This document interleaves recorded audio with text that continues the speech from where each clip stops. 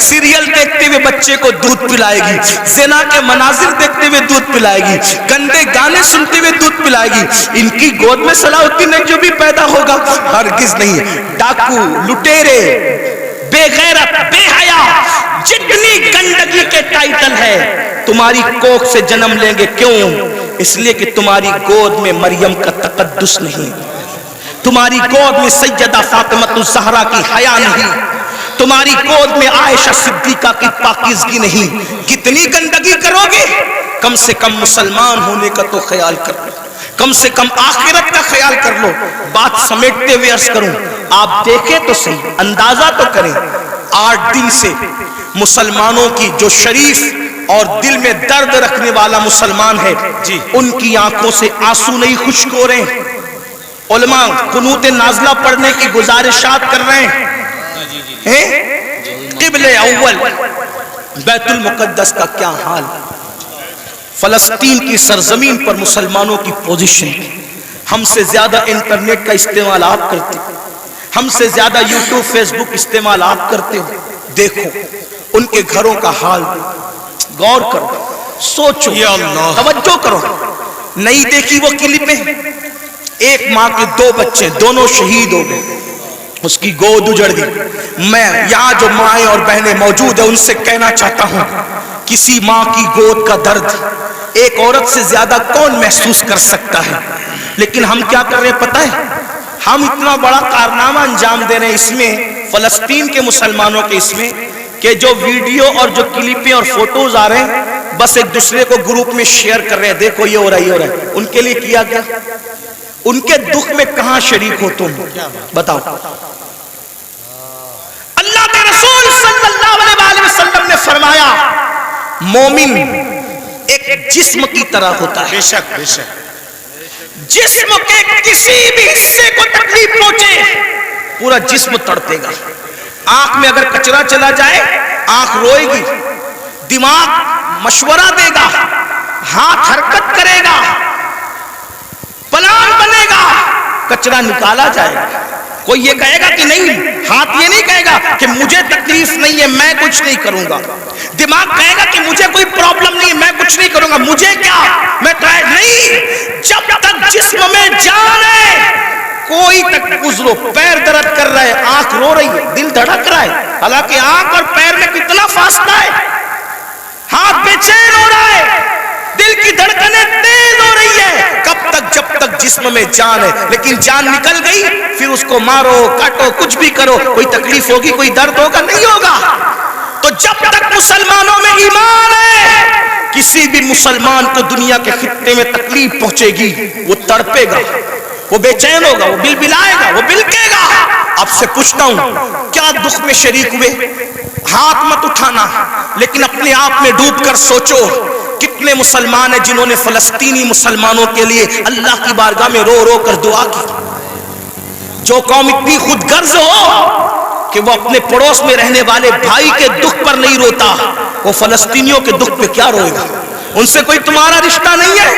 جن کی گود خالی ہو گئی، جن کے گھر ویران ہو گئے، آبادیاں قبرستانوں میں تبدیل ہو گئی، سوچو ان کے گھر کی چھت بھی ختم ہے، وہ بغیر چھت کے زندگی گزارے، جوان جوان عورتیں بیوہ ہو گئی ہیں، لاشیں اتنی لاشیں ہیں کہ پہچان نہیں ہو رہی ہے، دفن کرنے کے لیے جگہ کا معاملہ، کفن کا معاملہ۔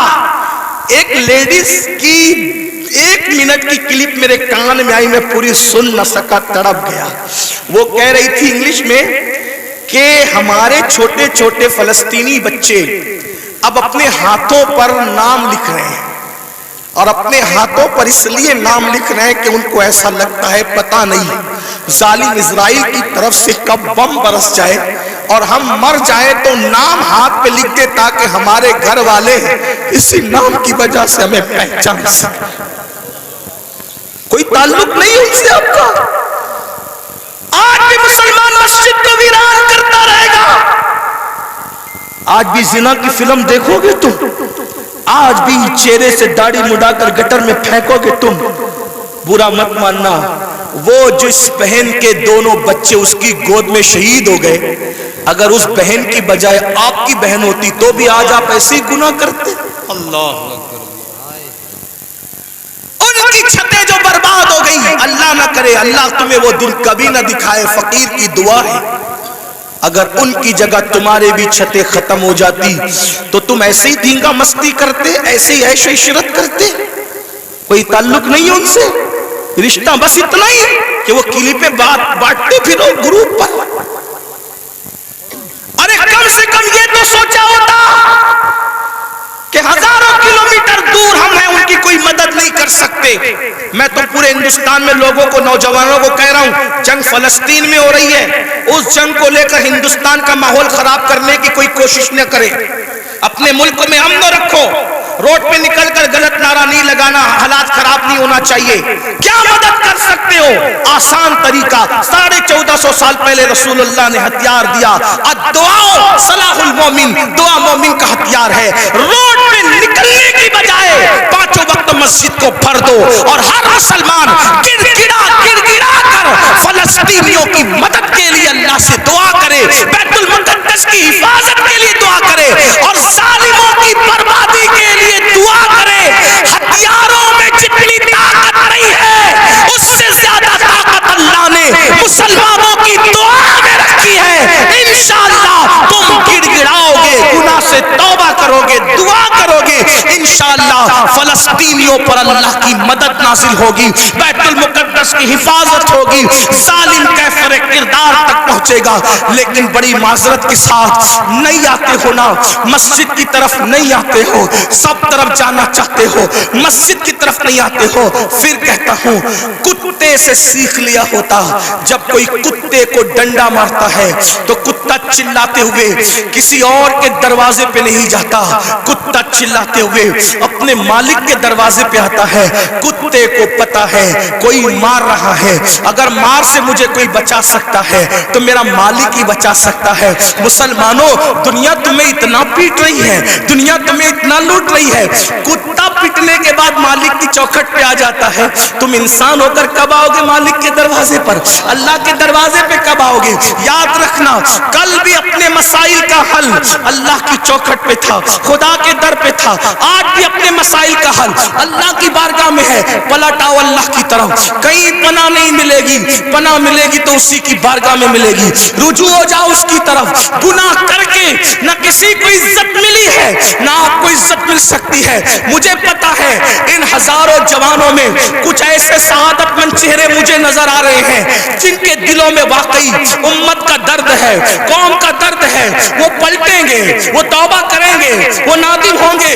ہاں ہاں میری قوم کے جوانوں، ضرور یاد رکھو، ہر دروازے پہ جا کر کے اگر انسان جرم کا اعتراف کرتا ہے، دنیا کی عدالتوں کا دستور ہے جہاں پر جرم کو قبول کر لو تو عدالتیں سزا سناتی ہے۔ ایک میرے اللہ کی عدالت ہے، وہاں جرم قبول کر لو تو سزا نہیں سنائی جاتی بلکہ معاف کر دیا جاتا ہے۔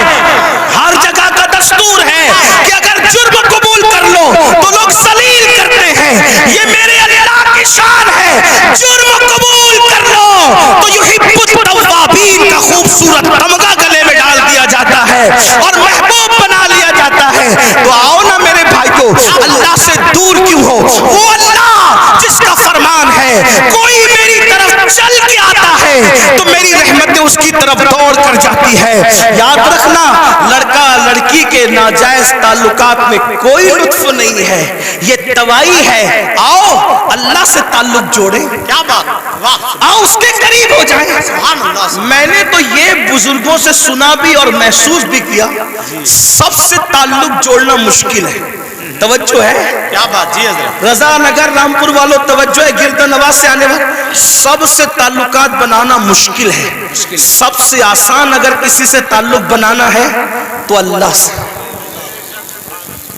جلدی ناراض نہیں ہوتا، سبحان توجہ، جلدی ناراض نہیں ہوتا، جلدی راضی ہو جاتا۔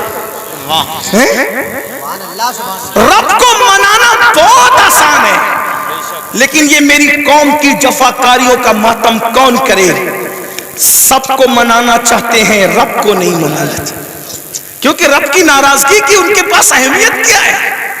سیٹ ناراض نہیں ہونا چاہیے، بیوی ناراض نہیں ہونا، حتیٰ کہ جن بچوں کو ہم نے پیدا کیا، جو ہم سے وہ بچے ناراض نہیں ہونا چاہیے۔ بچے کہے بیٹا ابا کھلونا لے کر آنا، بھول گئے تو کہتے بیٹا سوری بیٹا نہیں لا سکا، بھول گیا نا، کل لائیں گے، اس سنڈے نہیں لے کر کے چلے تفریح کے لیے۔ ہم بھی 50 بار سوری بول چکے اپنے بچوں کو، اس لیے کہہ رہا ہوں۔ ہاں لیکن آپ سے پوچھتا ہوں، اپنے چھوٹے چھوٹے بچوں کو منانے کی فکر ہے، وہ یار وہ رب، اب ذرا غور کرو اس کی نعمت پہ غور۔ چلے بات میں ختم کرنے لگا تھا، لیکن ایک بات بہت سوچنے کی ہے۔ جی حضرت، اس کی نعمتوں پہ غور کرو۔ اللہ تعالیٰ پیدا ہونے سے لے کے مرے دم تک ہمیں آکسیجن دیتا ہے، اپنے گھر پہ کیا بل آتا ہے مہینے کا؟ کیا بات، کسی گھر بھیجا اللہ پاک نے کوئی بل بھیجا؟ کچھ مانگا اللہ نے؟ اگر 8 گھنٹے ڈاکٹر آکسیجن لگائے نا تو اتنا لمبا بل آتا ہے کہ انسان سوچنے لگتا ہے کہ میں کہاں چلا گیا تھا۔ یہی ہے نا جی ڈاکٹر نے 8 گھنٹے کی آکسیجن دی تو ہزاروں وصول کر لیا، ہے نا؟ اللہ تعالیٰ نے پوری زندگی آکسیجن ہمیں فری میں، کچھ مانگا؟ بولو کچھ مانگا اللہ نے؟ مجھے بتاؤ تو صحیح، کچھ مانگا اللہ نے؟ کچھ نہیں۔ یہ زمین اللہ نے دی ہے چلنے کی، آسمان کا سائبان۔ میرے بھائی جب سوتے ہو نا تو یہ کیڑے مکوڑے ہمارے ناک اور کان میں نہیں جاتے۔ 99% لوگوں کے کان میں کیڑے مکوڑے، حالانکہ کیڑے کی فطرت ہے کہ جب سوراخ دیکھے گا تو اس میں گھس جائے گا۔ کیوں نہیں جاتے پتہ ہے؟ 60 فرشتے ہر انسان پر اللہ نے حفاظت کے لیے مقرر کر دیا۔ کیا حفاظت ہے، ناک اور کان میں کیڑے بھی نہ جائے میرا اللہ بچاتا ہے۔ سوچو تو صحیح، نہیں غور کرو۔ گھر سے نکلتے ہو نا اللہ کا نام لے کر، 2 فرشتے حفاظت کے لیے مقرر کرتا ہے جب تک گھر پر لوٹ نہیں جاتے۔ ماں کے سینے میں دودھ کس نے پیدا کیا؟ پیدا ہونے سے پہلے اللہ نے، اور سینے میں دودھ پیدا کرنے کے بعد ماں کے دل میں ممتا بھی پیدا کی کہ اس کو پلا۔ اگر اللہ نفرت پیدا کرتا تو درجنوں عورتیں ایسی ہیں جو اپنے بچوں کو چھوڑ کے ہاسپٹل میں بھاگ گئی۔ اگر ہماری ماں بھی چھوڑ کے بھاگ گئی ہوتی تو عزت کے ساتھ ایسے بیٹھتے یہاں؟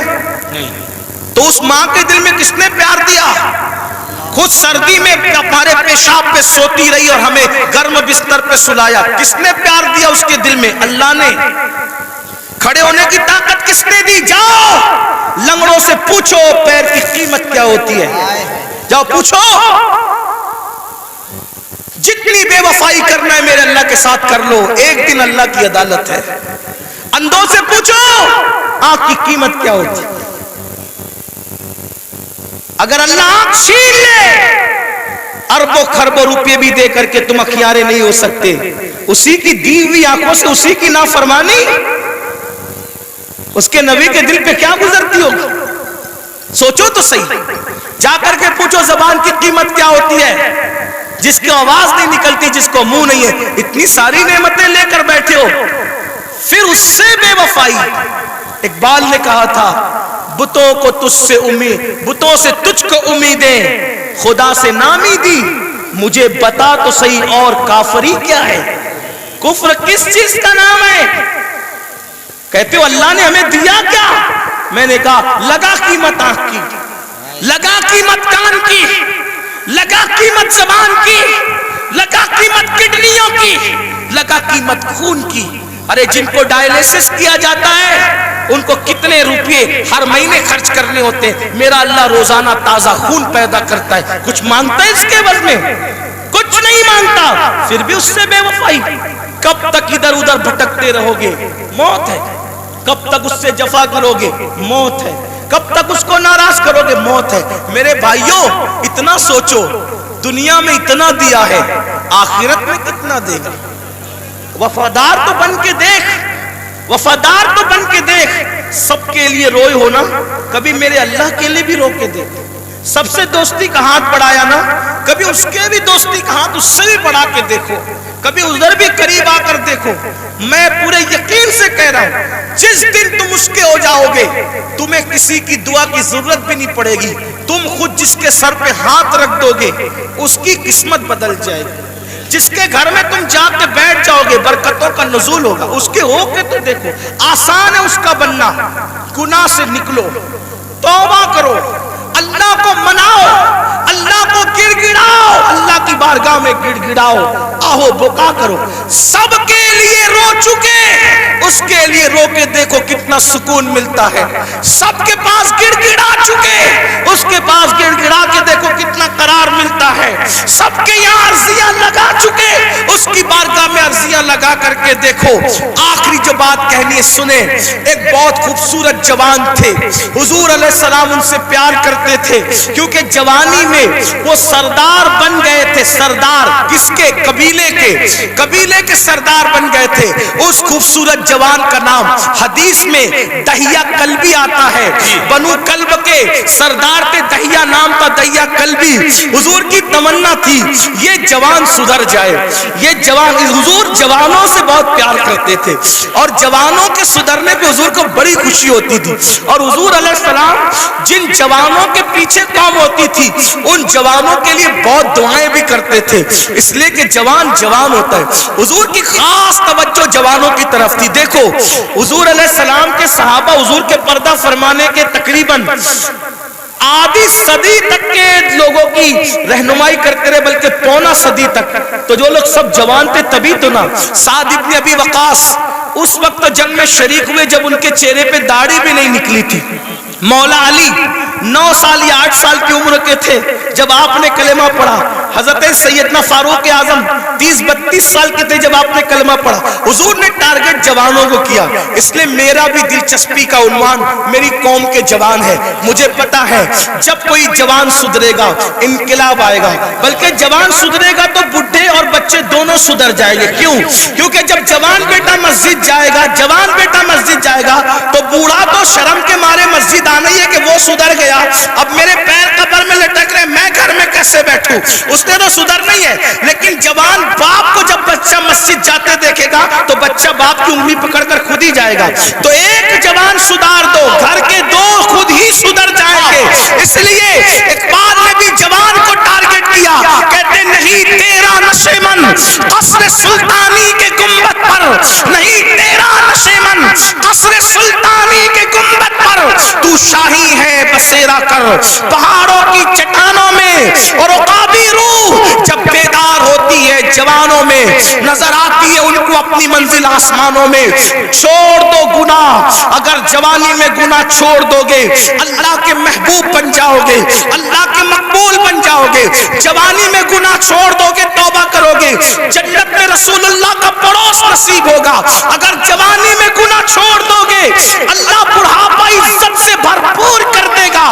جو لوگ جوانی میں گناہ چھوڑتے ہیں اللہ انہیں عزت والا بڑھاپا عطا کرتا ہے, وقار والا بڑھاپا عطا کرتا ہے. تو یاد رکھیے. اور پھر یہ سب کے سب جوان, مجھے بہت خوشی ہوتی ہے کاش کہ یہ جوان, میں آپ کو یہ نہیں, دیکھیے ایک مشورہ دیتا ہوں علماء کرام, اگر میں غلطی کروں تو میری اصلاح کریں. میں آپ کو لباس بدلنے کے لیے نہیں کہہ رہا ہوں, آپ کوئی لباس پہنیے شریعت کی حد میں رہ کر, توجہ, شریعت کی حد میں رہ کر آپ کوئی لباس پہنیے. آپ کو میں دل بدلنے کے لیے کہہ رہا ہوں, کردار بدلنے کے لیے کہہ رہا ہوں. ہمارے یہاں لباس جبے کبے کرتے کی وہ اہمیت نہیں ہے جو خشیت ربانی کی اہمیت ہے. لباس کوئی ہو, دل خوف اور خشیت والا ہو, سر پہ امامہ ہو یا نہ ہو لیکن کردار متاثر کرنے والا ہو. کھانے سے پہلے آپ کی طبیعت میں نمک چکھنے اور نہ چکھنے کی طرف دلچسپی ہو یا نہ ہو. میں سنت کو حقیر نہیں سمجھ رہا ہوں, واللہ کبھی نہیں, لیکن آپ سے کہہ رہا ہوں آپ کی طبیعت میں کھانے سے پہلے نمک چکھنے پہ دلچسپی ہو یا نہ ہو, لیکن عشق رسول کی لذت کی طرف آپ کی دلچسپی ضرور ہونا چاہیے. اہمیت اس طرف ہے, چہرے سنوارنے کی بجائے کردار سنوارو. اپنے سروں کی ٹوپیاں خوبصورت کرنے کی بجائے اپنے کردار کو خوبصورت کرو. اگر کوئی 2 گھنٹہ بس میں تمہارے بازو میں سفر کر لے تو وہ کتنا بھی کٹر متعصب ہو اس کی فکر بدل جانا چاہیے مسلمان کے ساتھ سفر کر چکا ہوں. لوگ جو کہتے ہیں مسلمان ایسے نہیں ہوتے بلکہ مسلمان تو ایسے ہوتے ہیں. ایک بات مجھے یہاں یاد آئی, بات آگے بڑھانے سے پہلے ایک بات. ایک بس میں ایک مسلمان سفر کر رہا تھا, تو جو کنڈکٹر ہوتا ہے تو وہ اس نے جان بوجھ کر ٹکٹ لینے والے مسلمان کو کچھ پیسے زیادہ دے دے, جان بوجھ کر. توجہ کرنا, لوگ لوگ ہماری کتابوں کی اسٹڈی نہیں کر رہے ہیں, لوگ ہم سے اسلام سیکھنا چاہ رہے, سمجھنا چاہ رہے. اگر آپ اس نیت سے سدھر کے رہو, آپ اس نیت سے سدھر کے رہو کہ کم از کم میری وجہ سے کوئی اسلام سے بدظن نہیں ہونا چاہیے, یہ سوچ کے سدھر جاؤ میرے بھائی. اور اگر آپ کی وجہ سے کوئی اسلام سے بدظن ہوگا, یہ وہ نقصان ہے کہ قیامت تک اس نقصان کا خمیازہ بھگتنا پڑے گا. اس لیے کردار کے دھنی بنو. تو کچھ پیسے زیادہ بس کے کنڈکٹر نے اس کو مسلمان کو دے دی, اور اس کے بعد اس نے تجاول عارفانہ سے کام لیا, یعنی کہ اس نے جان کر انجانا ہو گیا. مسلمان نے پیسے گنے اور گننے کے بعد اس نے اس کو بلا کر کہا کہ کنڈکٹر صاحب یہ پیسے آپ نے مجھے کچھ زیادہ دے دیے ہیں, یہ واپس لے لو. اس نے کہا نہیں میں نے زیادہ نہیں دیے, وہ ایسے ہی ہے. کہا نہیں میں نے گنا ہے, یہ زیادہ, آپ لے لیں اس کو, آپ لے لیں. کہا آخر میں نے نہیں دیے تو کیوں لوں؟ تو کہا یہ آپ کو لینے پڑیں گے کیونکہ میرا مذہب میں اس کی اجازت نہیں ہے. تب کنڈکٹر نے کہا دنیا جھوٹ بولتی ہے, تم سچے ہو. لوگ کہتے ہیں مسلمان ایسے ہوتے, مسلمان واقعی ایسے.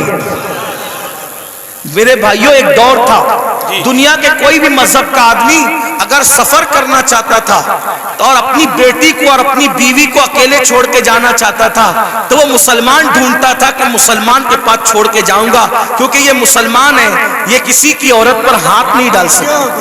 یہ اپنی پہچان تھی, اپنی امانتیں. مسلمان آپ دیکھیں تاریخ ہے نا, مکے والے حضور پہ پتھر بھی مارتے تھے, اور جب امانت رکھنے کی بات آتی تو ابو جہل اور ابو لہب کے پاس نہیں رکھتے تھے. معلوم ہے کہ یہ ڈاکو لوگ ہیں.